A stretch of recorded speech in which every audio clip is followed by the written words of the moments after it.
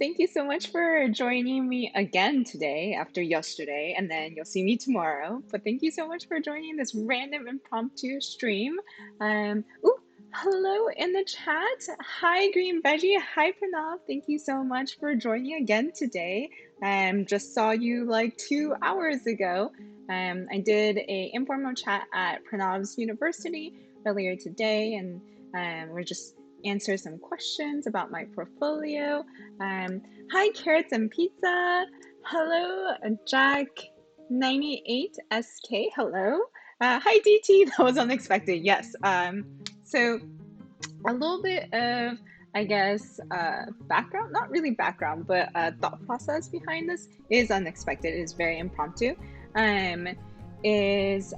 So I'm trying to keep with my Wednesday and Fridays being the whole data visualization process, because I know that some of you have kind of started to follow me on that whole data visualization journey together on Wednesdays and Fridays, and I want to keep it that way. I want it to be that, like, you can set like a calendar event for those times, and then like we go through the whole process together. So like I want to respect that, and I want to keep that as is. But there are some other things that I've been kind of wanting to do, and one of them is this idea of a deep dive. Oh no, I think my chat isn't working. Like my chat little thing in OBS is not working.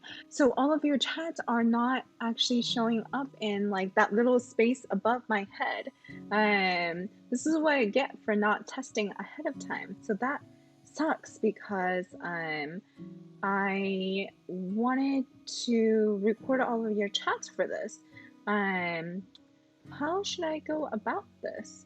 Well, I mean, I wanted to record the chat because I wanted to kind of have this deep dive into the data, and I wanted to, like, this is like a series that I wanted to kind of try doing, where one of the things that I've been thinking a lot about is where our data comes from.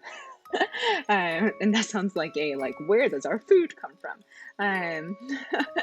DT says, oh no, all my great comments. Yes, all your great comments. Actually, let me say hi to Hugo. Hello, and hi to Alec and Four. Yeah, okay, so I wanted to kind of have this little thing called data dives that is a little bit more informal than the data viz process series that I've been having. And the thought process behind it was like, I think it's, we've been getting more and more data, there's just a lot of data available. And because of that, and because of the availability for all these tools for visualizing data, I think oftentimes we end up kind of seeing charts, and some charts are really well done, and some charts are not so well done or thought through. And so I wanted to kind of like start this series where we kind of like dig into some visualizations, dig into their methodologies and where the data comes from, where the data is collected from, just so that we can have like a better collective understanding. And this was really inspired. I started thinking a lot about streaming this part because there was about a month and a half ago, in the wake of all of the Black Lives Matter protests, there was a viral video that went around Facebook, and it was this woman talking about how she, as a Black woman, didn't support the quote-unquote martyring of George Floyd and all of the protests that are going on. And it's a really kind of problematic video in that a lot of the things that she says were like purely untrue or just like made no sense. But there was one part of that 17-minute video where she started to cite some statistics, and I give it in these air quotes, and because she started citing, she called them stats, and she was like, look, I'm gonna give you some stats, and she started to like list off all of these numbers about how, and it was stats and numbers about the number of the ratio of Black people that have committed murder, and the number of white people that have, and she like kind of like threw out all of these numbers, and it was so problematic. One of my family members sent this, and she was like, like, this woman makes a lot of sense, and I was like, oh no, no, no, no. And then we started engaging in a conversation, and she was like, well, she cited all these numbers and they must be true, and I'm like, no, no. um because there were so many things wrong with the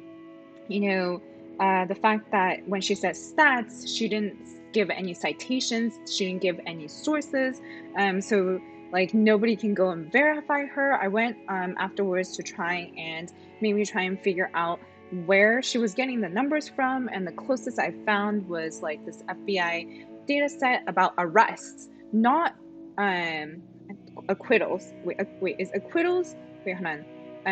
When it's they have been proven guilty, is that called acquittals? Can't remember. The numbers were about arrests, and so they were not even necessarily they weren't even about people that actually committed murder or actually committed crimes. It was that they were arrested for them. So that, first is wrong, to kind of like equate the two. And the second thing that I found was those numbers are self-reported by police agencies. So then when you when you get volunteered information, there's obviously going to be police agencies that didn't report them, or for whatever reasons, and so it's not like a holistic view. And then the third thing is, out of the self-reported police agencies that gave those numbers, it was even a lot fewer of a number that self-reported the race of each of the arrests. And so she was taking the numbers from that like very, very specific, narrowed down, filtered view, and then extrapolating it into something much bigger. And that was when I was like, oh, if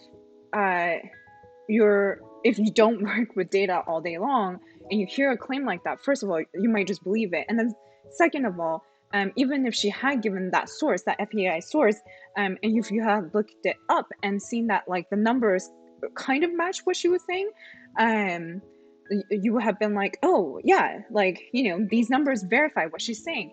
But then what you wouldn't have been able to realize is like all of the fine print methodologies of how that number got there. And so that's kind of the idea behind the series that I really want to do, of just looking into data sets and data sources and where they might come from. And the reason why it's like impromptu and I don't have like a particular set time for it is because it's not like I'm coming across like data sets I want to dig into left and right. So it's just like a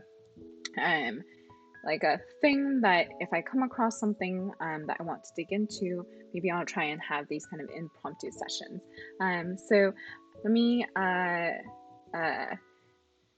catch up on the chat. Jack says you can call me Jack. Cool. Hi, Jack.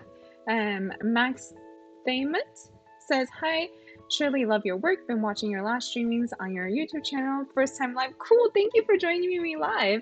And NT Hits says, I've been very conscious about not saying the woman's name because I don't want to like encourage it anymore. But he says, NT Hits says, woman is bad faith garbage. Hugo says, welcome, Max. I really want your chats to show up. So if it's okay, can you give me like, how would I do this? So I'm going to just drag over my OBS and I'm going to kind of debug it, and then I hope that you won't get bothered by seeing this. So this is the chat. Ooh, so actually this has it. Oh, I am so silly. So I think it just, do I just need to There we go. That's all I needed to do. It was just the layer order. Cool. Okay, I was like, I'm pretty sure I had the I had the web page, like the source link and everything correct. So I was like, that's so weird that it's the chat is not showing up. And silly me, I did this too quickly. Um, Carrots and Pizza says, there we go. Uptext says, get the emotes, the O mouth emote. I don't know why I'm trying to read aloud emotes. But anyways, so the Carrots and Pizza says the setup on the screen looks excellent. Thank you so much. So yeah, you just saw that's basically my OBS setup. Tried to keep it as simple as I can. And yeah, so for today, I just talked about the inspiration for kind of these deep data dives. And for today, I woke up this morning and I think I'm just really bothered about what I've been seeing about the pandemic in the sense that I feel like it's summer and it's beautiful out there. Like it's really beautiful out there. And I understand because I really want to go outside. Like I really want to go see my friends. I really want to hang out with my friends. I want to go see my family. Like I understand. But I think maybe because it's been such a long time since, like the pandemic was this huge thing, new thing, novel thing in the news. And because shelter in place in California, where I live, has been kind of eased off. I know there's been, like I see it, like I see people hanging out, not socially distant, no masks. I went to In-N-Out yesterday because I really wanted burgers, and when I was like waiting for my order, there was just like, it was within the establishment, and then there was this dude that like had his mask but then had taken it off to like talk to his friends, and I'm like, I don't like the whole point of having, like, we're inside where, like the whole 6 feet thing is like the minimal distance thing. Like you're like, the liquid projects so much more past 6 feet. You're inside where there's no ventilation. And the whole point is you keep your mask on when you're inside. And he just like took it off to talk to his friends, took it off to talk to the server. And I'm like, and then earlier today I was like watching some YouTube videos and that like came out in the last few days, and like the YouTubers are in LA, and they're like, interviewing each other in person inside. Like it was like a collab, so they were like, one of them went over to the other's house, and then like the two of them together went to like another like Twitch streaming house or something. And I'm like, I don't this is why the cases, like, I think it's just these little, like, I think it's like a lot of these little, it doesn't seem like a big deal, because when it's just like, one of your little interactions, it's not a big deal. But then when you like compound that across like a whole community and a whole county and like a whole country, it is a big deal. And so I'm like, this is why California numbers are rising, and so that's how I just woke up really, really bothered. And then that's why I was like, okay, I've been kind of back in March and like April, I was like kept really close track of the numbers, and I stopped doing that because it was making me really anxious. But I think I was like, it's time that I start like paying attention to the numbers again, and making sure I know and am informed about what's going on. And you know what? And also kind of looking into like, am I being really like exaggerated in my response and my annoyance? Just because like maybe I'm just really like annoyed because I haven't been really going outside and I haven't been seeing friends in person or anything like that. Like maybe I'm just like bitter. And so that's why I wanted to kind of do this stream and kind of dig into some of the numbers and get up to date with them again. So Evan Future says, hooray for live debugging. Carrots and Pizza says, oh, wait, no, the setup on the screen looks excellent. DT, look, mom, I'm on stream. So all of this is response to the chat being fixed. Corona is here. Come? Okay. Oh, nice. This live. Oh, this is live. I thought I was watching a video. So happy. First comment here. Noxid Web Dev says, where in California? I hope not Orange County. I'm in the San Francisco Bay Area. But the YouTubers I was watching is in LA. DT says facepalm, GO1729, that's everywhere.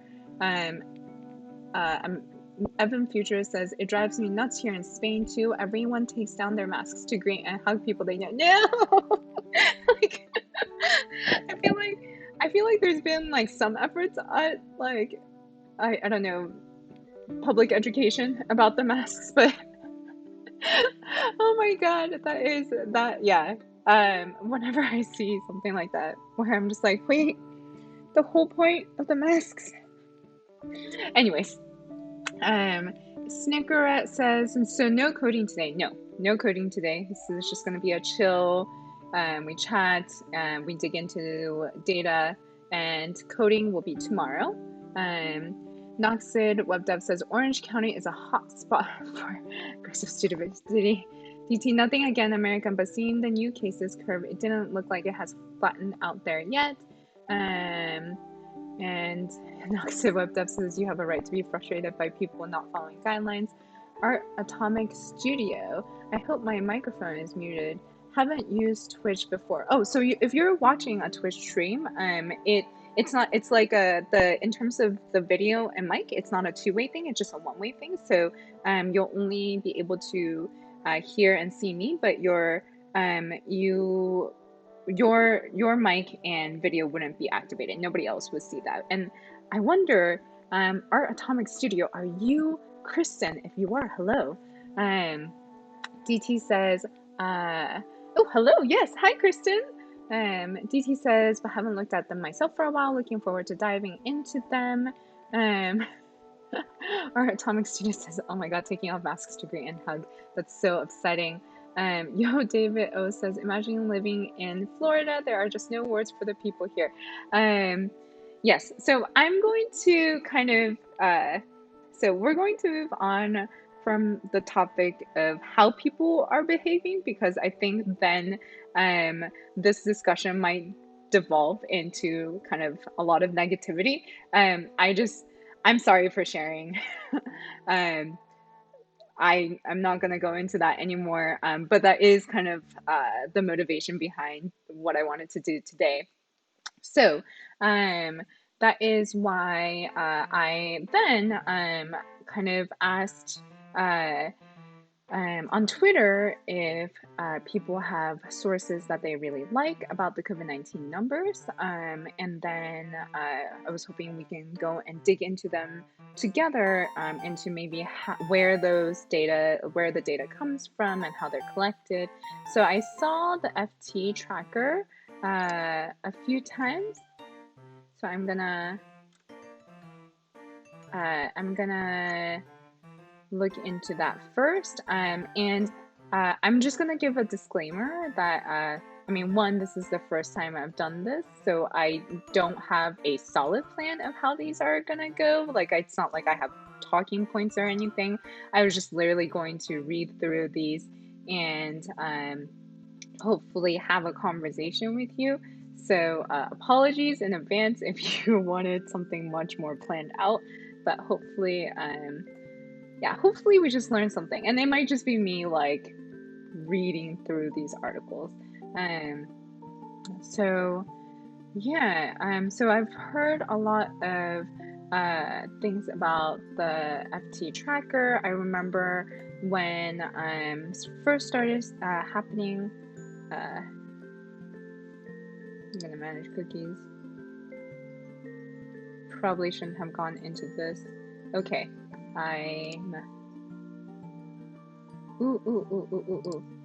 no, I want you to not off. Okay. Oh no. I'm just gonna do this, and then hopefully the little pop-up will go away.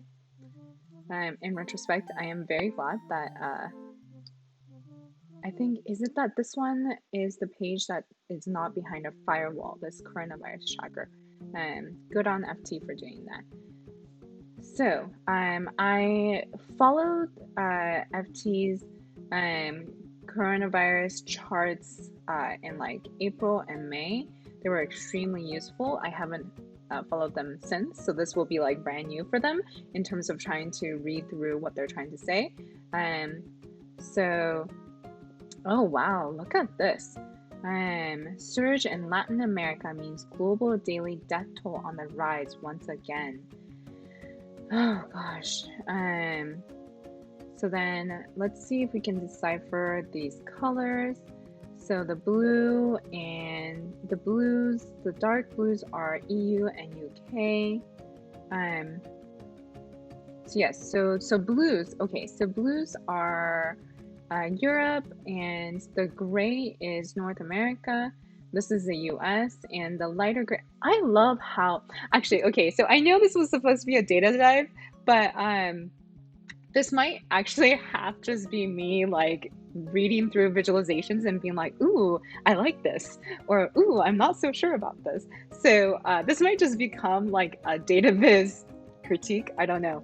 But actually, I'm just enjoying like looking at the new charts that they've created. Hugo says, wow, colors are amazing as well. Yeah, I agree. So what I was just about to say is I love the way that they've set this up, and that you can see. So I know there's like a debate about legends and on charts and whether they're necessary or not. I tend to like having a clear legend. I used to be like, no, legends take up space, and we should be able to like use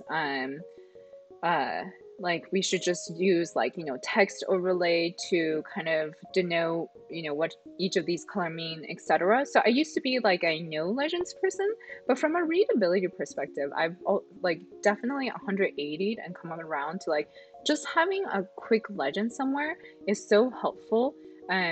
Personally, to me, just being able to like glance at like a legend that says like blue is Europe and gray is North America, etc. But I think they do a really great job of not having a legend and just having this down here of saying like, look, this is Europe and the gray areas are North America, and then the red is, or the magenta is Latin America.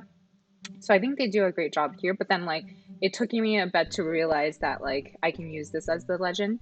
But I really, what I really love is the fact that they have this blue using EU and UK. And then they have this lighter blue that's the rest of Europe. And then so you can see that like even so then they use the same hue to mean Europe, but then they've within that were able to kind of like differentiate and give more detail. I really love what they did here. And same with like US and rest of North America. It's a darker gray versus a lighter gray, because I think indeed it's really important to just be able to call attention to the ones that are the biggest. Although I do wonder about like the way that they're aggregated. In that like, so obviously like, because some of these are countries and some of these are continents, and or yeah, like the rest of the continent, or I do wonder about like the fact that that might not be like a apples to apples comparison. But I think in this specific case it's totally fine, because it really just goes to show, like, for example, how huge US is compared to the two other countries, or I guess Central America is counted in North America too. So all of the other countries in North America, and that is like that, it's a really great way of visualizing that. And wait, I basically, Kristen says, yeah, a legend doesn't have to be big. A simple one can cut down processing time. Yeah, so I guess I'm on that side of the debate about legends. Alikin says, yeah, FT does it pretty well. Snickeret says it would be nice to do something with this data we're digging today. Are you adding this to your weekly schedule, or this is just for today? This is just for today. I think it might be nice. This is basically just for me to like dive back into the like coronavirus data set, because I've been kind of ignoring the numbers for a few months. And so this is just basically trying to understand them. If eventually, I get the opportunity to work on this, that'd be great. I think some of the projects I have kind of on the back of my mind is there's a data set about COVID-19 symptoms that I've been really meaning to work on. And then if I get to work with experts, because again, like I think anything to do with the coronavirus and a pandemic, like I think it's really important to like work with experts on these numbers. And today, like I'm just trying to understand this from like a lay person, general public stance, with like a lay person with a little bit more understanding of data.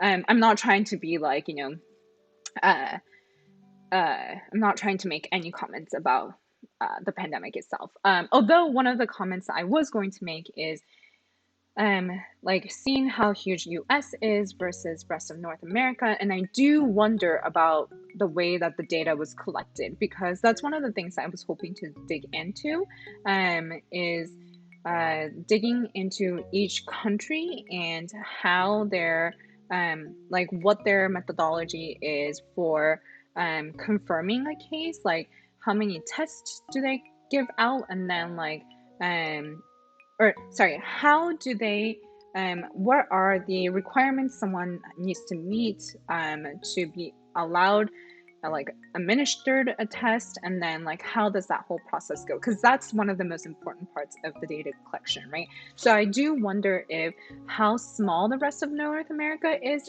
because there are truly less cases, or if it is a issue to do with the number of tests being administered. And actually the chat is really going, so let's see, let me catch up. And Alekin says, I personally opt for no legend if I could, but many times I tend to need it. So yeah, Hugo says about behaviors, there was an article with MAP on New York Times. So I think, Hugo, you gave me some, I think, is it this one? Is probably what you're referring to. I think today we might only have time to go through the FT one. And then if it is a series that you enjoy, then maybe we can do a few more of these digging into it. But these data dives are not meant to be anything with code. And if we are to make projects out of them, or if I am to make any projects out of them, it probably won't be until I finish the current one I have. But if through this, like you do any projects, I would love to see them. I would like, please share them with me, because that'd be really cool. Let's see, Christian says, hello Christian. Diana, I'm hoping that's Diana. YP says, I actually really like a how to read part before charts. Yeah, definitely. I think it really is, as a creator of these charts, it really is a hard balance between giving like a how to read this chart, and also like it's like a balancing act between giving the reader enough information to be able to process the chart quickly versus like just getting them to the chart, just because these are all usually published on the web, and on the web like we just don't get a person's, like any reader's attention for that long. So if we lose them at the how to read part, they never got to get to the meat of it. But then if they get to the meat of it and they don't understand how to read it, or even worse, if they read it incorrectly, then that's also horrible. So it's a fine balance. I haven't figured out a magic answer. I don't think I do it well all the time. It is just like an experimentation. Yeah, so let's see. Text says, confusing that Mexico is part of Latin America, but also North America. Interesting. Wait, what? What? Ooh, really great point. Wait, where is, okay, so there's rest of, oh, that is indeed very weird. Great point. So wait, okay, hold on. No, that is, what a great point. Okay, so actually, and let me actually make this bigger, so hopefully it'll be even easier for you all to see. And actually, there is this asterisk, sharp eye asterisk that says Canada. So the rest of North America is actually Canada, Bermuda, Greenland, and St. Pierre and Miquelon. So actually, Mexico is lumped in with Latin America, which is very interesting decision. I don't know if it was just for the sake of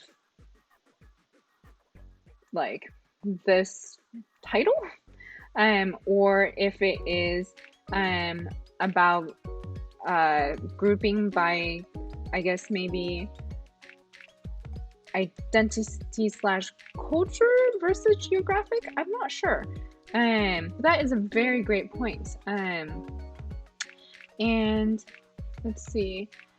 Kristen says, I'm guilty of not providing a legend. Yeah, me too. Sometimes I just get really kind of get lazy. Let's see. Christian says, I guess most statistics from Europe comes from Sweden. And so wait, Sweden. Let's see. Well, trying to figure out why the comment about Sweden. Sweden, is it because of anything about the source? FT analysis of ECDC and COVID tracking project data. I really do wish that they give like an easy link to the data source. That I really do wish. ECDC, is that the European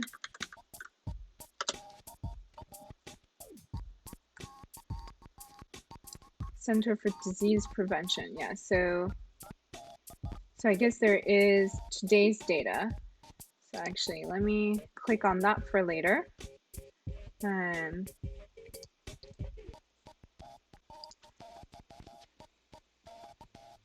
Yeah, so Uptext says about Mexico, that the rest of North America should be US and Canada, but then we kind of figured out that they have this little bit written here.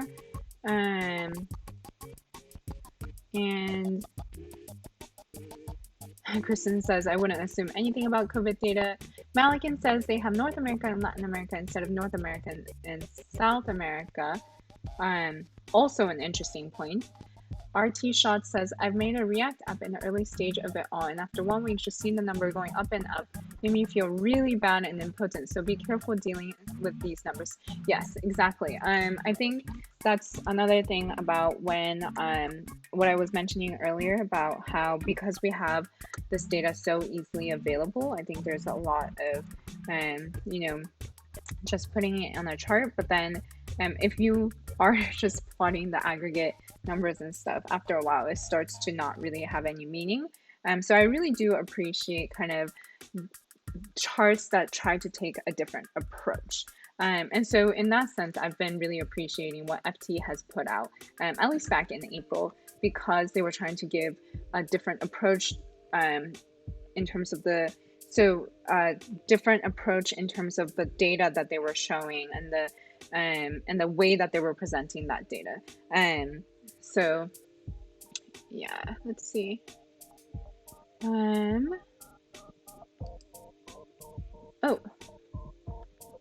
yeah, Europe has light blue color. Yeah, so rest of Europe has light blue color, and then Europe and UK has this EU and the UK has this darker blue. And then Hugo has sent this one, a detailed map of who is wearing a mask in the US. Oh dear. This is not I'm just gonna not look at this for now. I'm gonna just focus on this chart. So yeah, so in terms of what the chart is saying is, yeah, so in April, there was a lot in the UK and a lot in the EU. I've actually never been as much of a fan of stream graphs. I think these are called stream graphs because I feel like it's a bit hard for me to decipher and be like trying to, yeah, I feel like they've always been a little bit hard for me to read, but I think I can see the appeal of this kind of graph for showing changes across time where there's like a lot of different, in this case, categories, countries are categories. So yeah, it's really nice to be able to get this summary where it's like I'm guessing a lot of this was Italy, and then this peak in the US is probably New York. I'm sad to see that unlike EU and UK, that like after their like peak number of deaths back in April, they were able to kind of keep it lower, that the US still hasn't, yeah, okay. The US is still quite a few. Brazil and Mexico seems like really rising in terms of number of deaths. And I think one of the things that I want to dig into is trying to figure out how they classify a death as a COVID-19 death. And so I'm not sure if that's anyone, I don't know if anyone's seen, if somewhere in this article it says that, but we have to guess that it is a different country by country. So that's something that I thought would be a difficult thing going into this data dive, of how to count and how to dig into the data for how deaths are counted, because it's most likely different for each country, and for each, like, for example, in the US, I don't even know if each state counts them differently. Yeah. So I'm trying to read through this part to see if it does give any background into like the source data and how they're counted. Because I feel like when you are making any comparisons across these countries, I think it is extremely important to acknowledge, not like in the main part of the visualization or anything, but like somewhere in a footnote or something to acknowledge like that they're counted differently. Added interactive epidemic trajectory charts.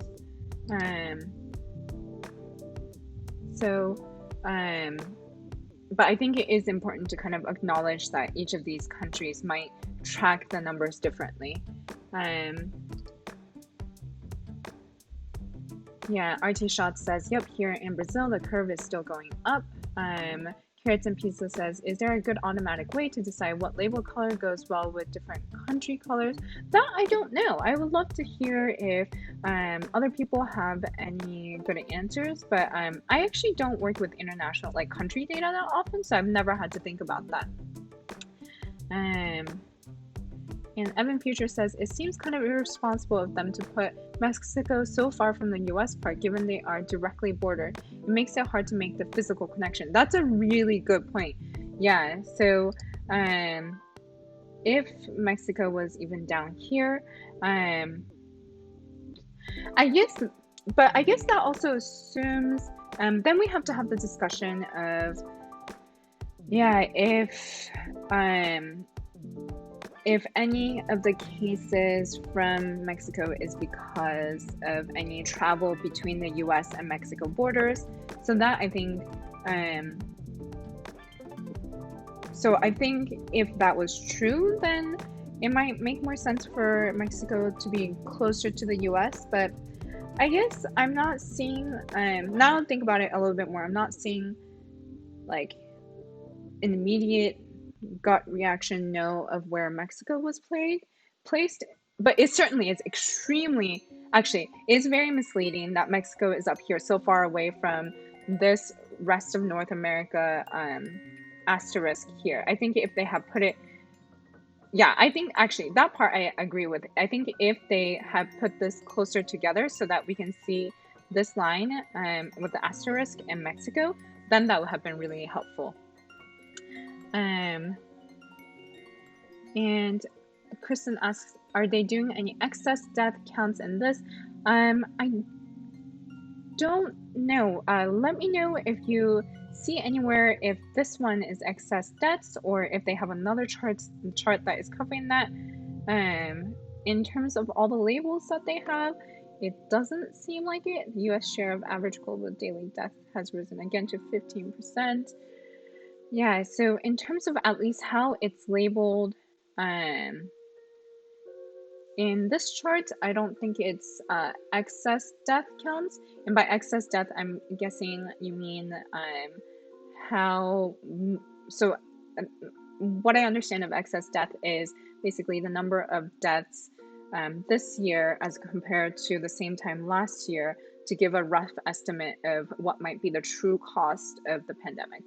And oh, and at any point, because this is such a sensitive topic, if I say something incorrect or insensitive that I'm not aware of, please call me out on it. I'm trying to be very careful, but I'm, there's always going to be gaps in my knowledge and education, so I do want to be aware of that.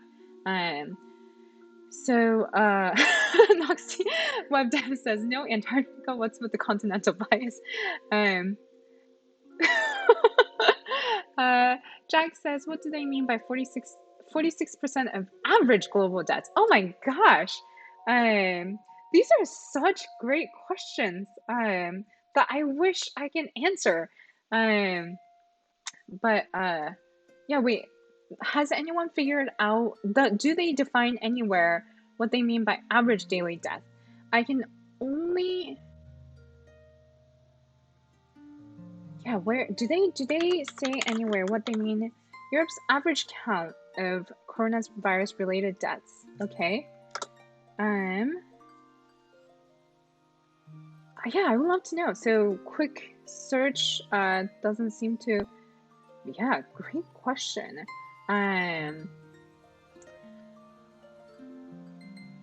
Yeah, Kristen asks, I'm a little bit lagging on the chat. So Kristen says, how do we responsibly address different counting and reporting methods? That's one of the things that I was really hoping to dig into with this data dive of like if there's any examples of charts that do it really well, of like visualizations that do address that detail well. I was hoping to see if there was any kind of visualizations. If you have come across those, please share in the chat. Yeah, if anybody knows what they mean by average global deaths. So is it like averaged across time or like average daily deaths?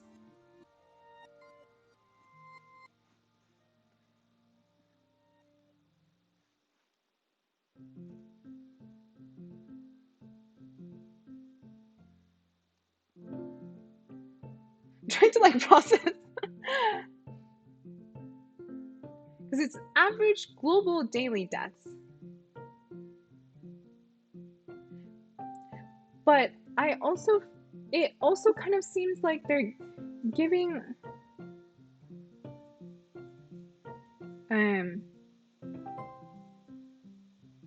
it also feels like they're giving actual precise numbers for each of the days, because like for here it said well, and then wait, okay, so peak deaths for April 10th to the 16th was 6,700, but that is a range of time,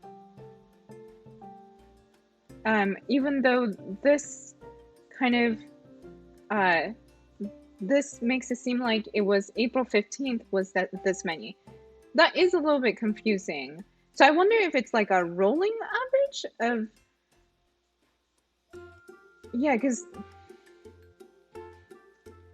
and then this one. So it seems like they're averaging across 6 days or so.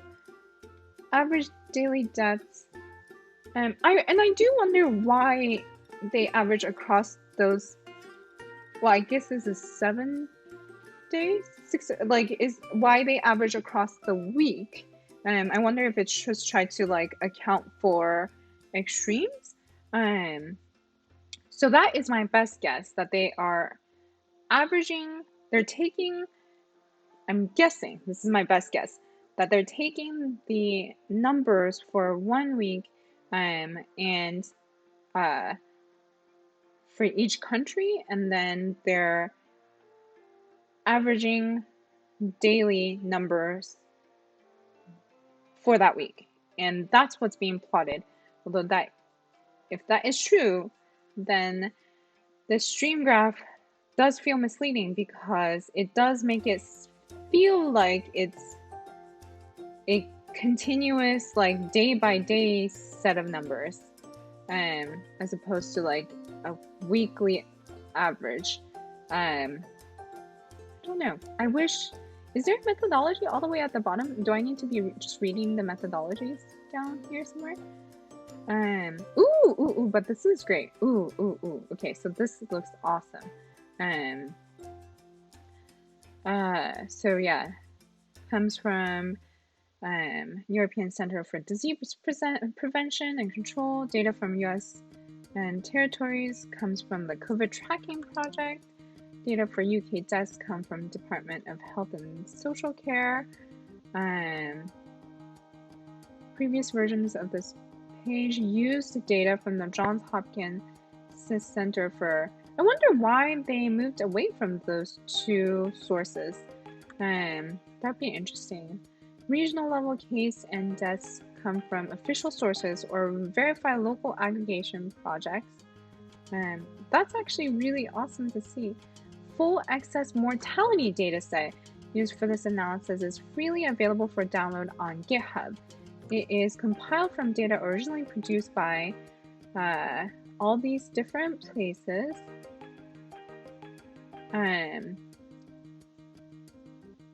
Wow. And so actually, let's also open up that GitHub. Let me catch up on the chat now. And MM Future says, no, for some reason they chose to lump it with South America and call it Latin. That was about Mexico. Yes, so there's some conversation in the chat about how Mexico is not part of North America in this graph. Hugo says, New York Times and economists are tracking excess deaths to bypass the issue of various methodology for counting COVID deaths. Very interesting. Actually, it seems like in here, it seems like this is saying excess mortality also. The full excess mortality data set. So once I finish catching up on the chat, I'm going to dig into this GitHub repo that has excess mortality. So I wonder if it's the same or similar excess deaths that data set that the New York Times and economists are tracking. So actually, it might be good to see, is it this one for the New York Times?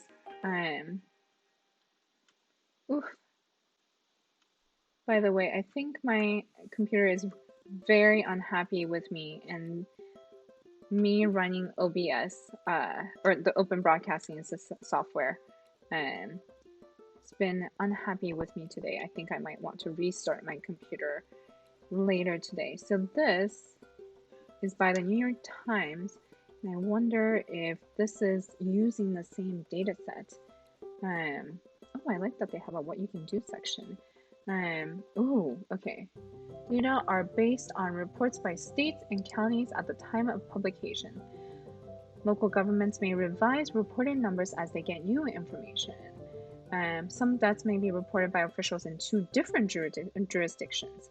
When possible, deaths have been reported here in the jurisdiction where the death occurred. Let's see, population and demographic data from Census Bureau. There's a lot of people that have contributed. It doesn't seem to have a direct link, at least down here. I usually come all the way to the bottom to see the methodologies. There doesn't seem to be a direct link in the bottom for but for the New York Times, but I wonder if this will lead us somewhere.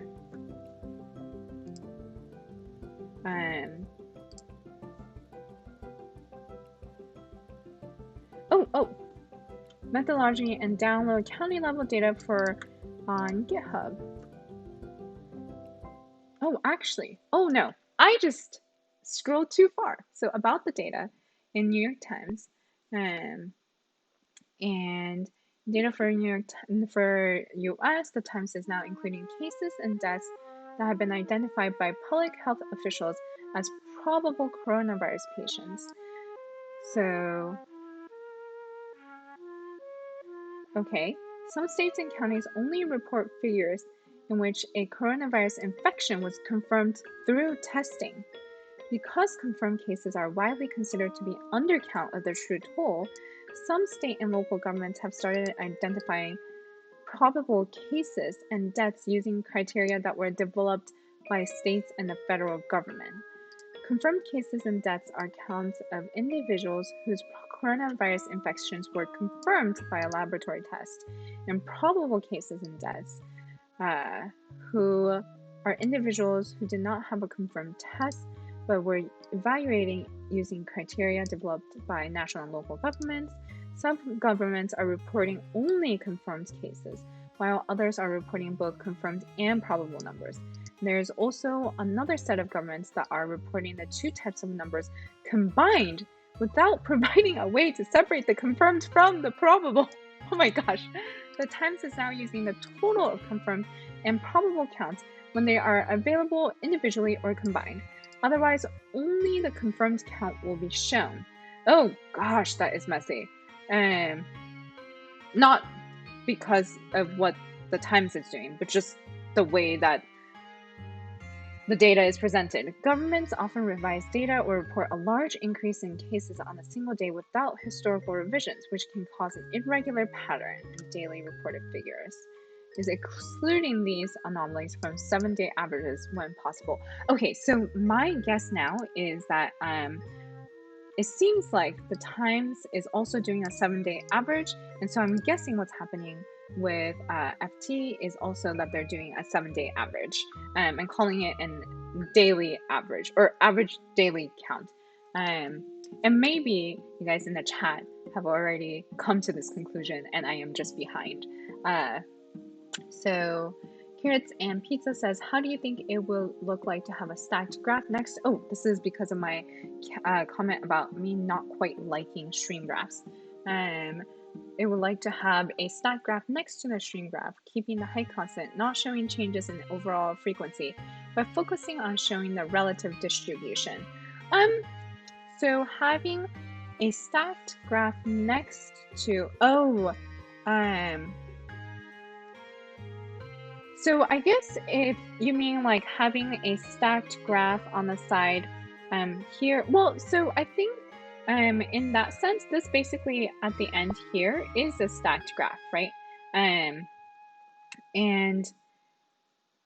I wonder if, I don't know, I think I'm just, so I never want to like,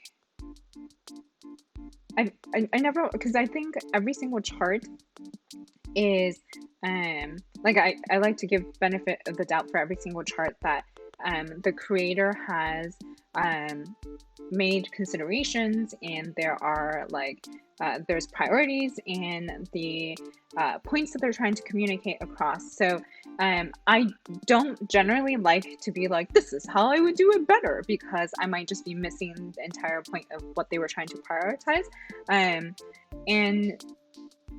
so having said that, I don't think so. I think I just in general do not like stream graphs because it's hard to compare individual individual subsets.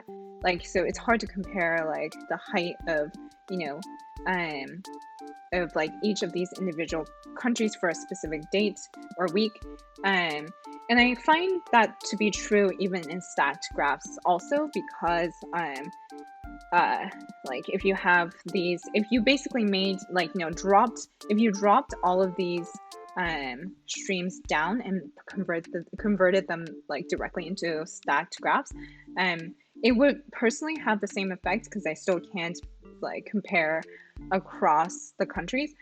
But I think that's not the point of this graph. Like, the point of this graph isn't for me to compare like country to country. The point of this graph is to show the ebb and flow of mortalities across this like 4-month period, and then for me to be able to see that like that a category of countries, like a group of countries, are doing better or worse than the other. Like, it's not meant for me to be like, oh, you know, the you know, this rest of North America like looks exactly the same as it is for Brazil. Like, I wonder what you know, what the exact like comparison is between them or anything. So it's not supposed to be like that. So yeah. And let's see.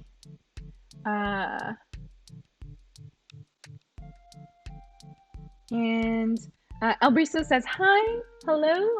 Hugo says North America has various definition. Tectonic. Oh, I am really behind on the chat. I'm sorry. Tectonic is include Central America. If you face it off with Latin America, Spanish and Portuguese speaking countries, then North America use a cultural definition and only includes US and California. So this is in reference to earlier when I was talking about whether they put Mexico with Latin America from a cultural perspective, not a geographic tectonic perspective. And Noxy Web Dev makes a really great point about the stream graph, which is that I don't like this kind of graph because I feel like we are so used to looking for peaks on curves. At first glance, it looks like Mexico peaked April 15th. Maybe it's just me. Yeah, so I think that's what I mean by stream graphs being kind of confusing. And it does take some training to get used to. Hugo says stacked graph is duplication with current one too close. Yes, I do agree with that. Definite optimist. I like your handle. This is a gorgeous set of charts. Your visualizations are amazing. This is not my visualizations. These are from the Financial Times, and they have this great coronavirus tracker, the COVID-19 tracker right now that we're kind of going through and trying to read and understand. And ooh, DT says, there's something about excess death below. If only I pay attention more to your chat. All of my questions would be answered. Noxiv Web Dev says, 7-day rolling average. Thank you for confirming like 10 minutes ago. RT Shots says, maybe the daily average is considering a moving average. Hugo says, yes, order countries by geographic proximity would be smart move. This is, I think, in response to Evan's comment about how it would have been better even if Mexico was grouped with Latin America, if Mexico was put at the very like bottom of the Latin America kind of set, so that it'd be closer to US and rest of North America. And Kristen says, I'm starting to research for a project and having conversations with clients about how data is collected. It's a big challenge, definitely. Carrots and pizza. It seems always the 7 days rolling average death. This is where all of you are like, yes, average daily death is 7 days rolling average death. Thank you. I spent way too long trying to figure that out. Nox said web dev 7-day moving average to smooth curve. And Hugo says must be, otherwise we see sudden spike when the data catch up. Max says yes, in the subtitles says 7-day rolling average. Oh my gosh, I am so silly.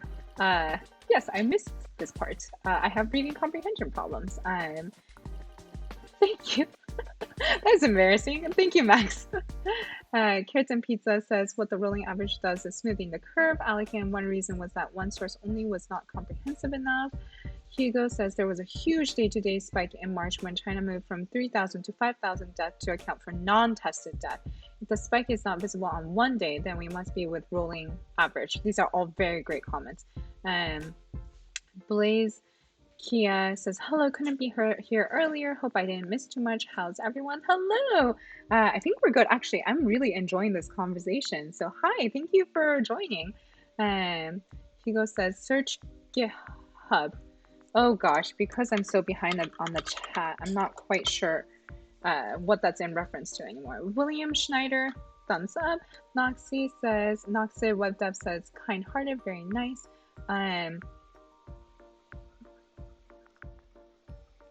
Not sure what that was in reference to either, but Hugo says, oh, thank you so much, Hugo, for catching Blaze Kia up. Thank you so much. Oh, that is so great. Thank you so much. And then William Schneider says, thanks, Hugo. I was kind of lost too, but now seems clear what she is doing. Just Judo says, oh, hi. William says, seems a bit confusing, this visualization, if you're trying to understand specific data, days, weeks, and so on. But for the overall understanding, it's kind of okay. Yes, I agree. I think that's why this is at the very top, so that it gives like kind of like an overview of what's currently happening. And then I'm guessing as we dive deeper in that it gives us, it gives us a more detailed look. And because the FT, I think, is London based, it seems like a lot, is this Europe only? No, it's not. Okay, so, but it seems to be a subset. I wonder, death rates have climbed far above historical averages in many countries that have faced COVID-19 outbreaks. Okay, so this is small multiples. Actually, earlier I was going to say, I think in general, like when I want to compare like countries and stuff, I would have done like a small multiple, like for this, because I don't enjoy stream graphs or anything. Like I probably would have done a smaller multiple. And I guess we think the same way, because now there's a small multiples here, which is great because now you can really like dig into the details for each of these countries. And let's see. Just Judo says, good thing you have the tiny chat like that. I could catch Hugo's recap as well. Very helpful. Yeah. You missed the little part at the beginning where I was like, oh no, why is the tiny chat screen like not not showing up? And we fixed that. Alberto Foxy says, hello, Shirley, can do some question kindly. Yes, as long as it's about this data set or something related to data, would be happy to answer questions. And Annika says, hi Anna. Thank you for joining the chat. Let's see. Kristen says, I agree with avoiding stream graphs, but in this case, it does convey some alarming trends in different countries, regions. Yeah, I actually really think, like, again, I was just like giving my personal opinion about what I feel about stream graphs, but I think this is a really good way. And I think there's alternative ways too, but I think if their motivation was to kind of show like an overview, which I think it is, then I think this is a great way to do it. And Hugo says, FT actually tap in various data sets, daily cases and deaths, excess deaths, population, etc. There's a way to get our hands on them. Yeah, so because I think I've opened up a few of them. Whoa. Wow. Wow. Yeah. It's okay. So I wanted to keep this within an hour. but I think there's definitely, I really love to, well, first of all, I would love to finish digging into the rest of the FT charts. Um, and Also, I would love to be able to dig into some of these actual data sets and how they're compiling. So this is financial, oh, look at that. So Financial Times has their own excess mortality data sets. And sources that we can read into. And it seems like the New York Times also has a similar GitHub repo, about COVID-19 data. Love to see how, I love to compare and contrast how they might be, like how, what kind of considerations both of them are taking, and kind of what kind of methodologies they've taken. So that'd be really interesting too. I think definitely, what is this link? Yes, European Center for Disease Prevention. I think definitely there's a lot more we can dig into this topic. I actually had a really, really great time digging into this with you. I do also, I think I want to wrap up for today. Took 1 hour to go through one graph, but I think we had some really great discussions. I actually also really love the fact that because I was able to discuss this with you, that you pointed out details to me that I would have like otherwise missed, because sometimes I just skim through a chart and then I don't read through everything. So I did really love that. And then I think next time, don't know yet what next time is. I think just randomly impromptu, I'll do it next time. But I think next time, I would want to kind of go through the rest of these charts, because I think they really are. Yeah, I think so. This I don't enjoy this sort of maps at all, because I personally don't think it actually gives us such useful information. I think, yeah, I personally don't like this as much, but I'm very much looking forward to digging into some of the rest of these charts with you, as well as maybe some of the things that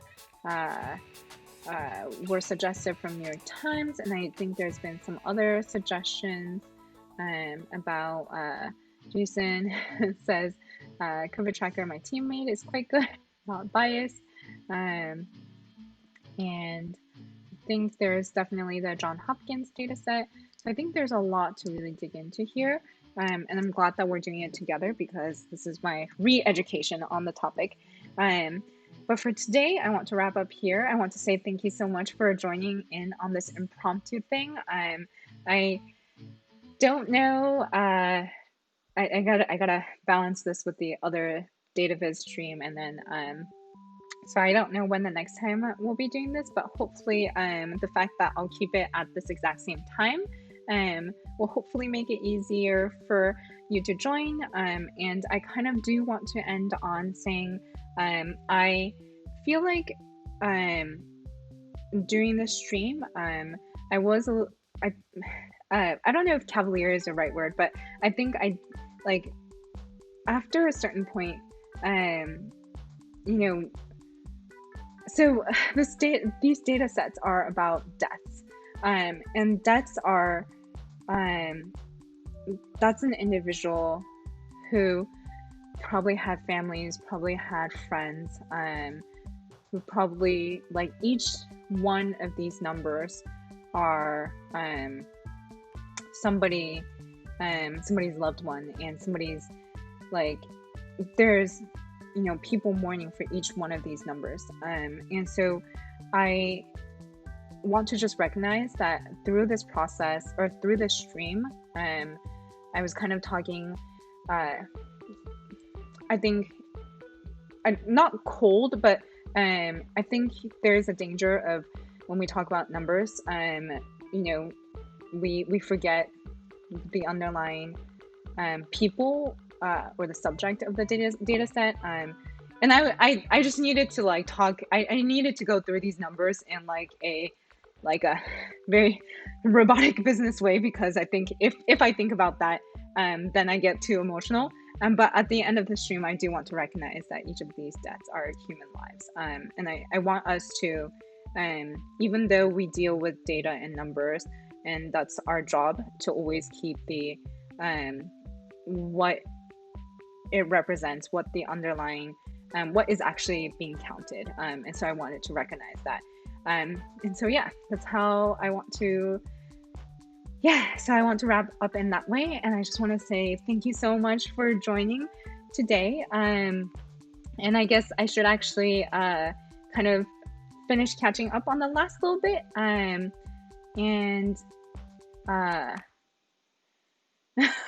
actually, I've again missed on a lot of the chats. So I'm gonna just finish catching up on the chats really quickly. And yeah, so Kristen says, do another one of these, what you ran out of time on. Yes, I'll definitely come back and do these. Yeah, DT says, these maps mostly correlate to population sizes. So this one, yeah, it really doesn't give us the information. Yeah, it doesn't give us the information in a good way. So NT says, thanks for streaming. Diana says, love this. Thank you so much. And thank you. Oh, such nice chat comments. Let's see. Okay, so, oh, thank you. Oh, William says, my mom is a nurse here in Brazil. I am always concerned, but you don't need to apologize. I fully understand you. My mom is actually a nurse down in LA also, in the suburbs of LA. And I think I'm just really glad that she's in the suburbs, and because she's older, she's been like transferred into out of the main campus and into like a side campus that's more for rehab and stuff. So she hasn't had to work directly with COVID patients, and I'm really glad about that. But it is something that I think about a lot. And I'm just grateful that it never got to a point in her suburb where she had to be on the front lines. But I really, really respect her, because when I said to her, I was like, Mom, I hope you'll never have to take care, like, I hope it never gets to a point where you have to take care of them. And she said that you know, that this is her job as a nurse, and just like how soldiers will have to go on the front line, she will proudly go on the front line. So I'm really proud of her. So yeah,